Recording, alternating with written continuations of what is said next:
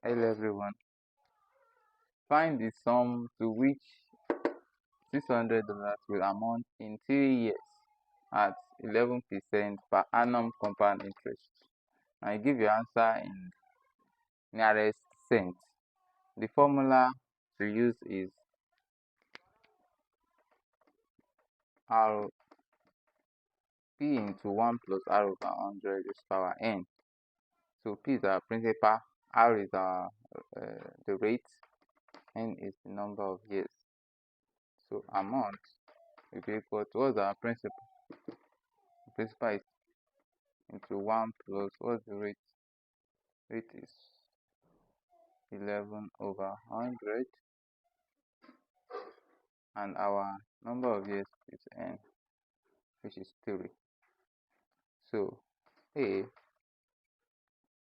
will be equal to 600 into 1 plus this one will give you 0.11 raised to power 3. So A is equal to, bring it down, straight of course.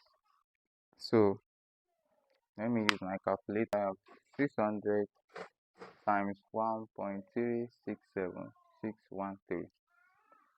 So I multiply it by 600 times 600 is equal to A is equal to 820.5786.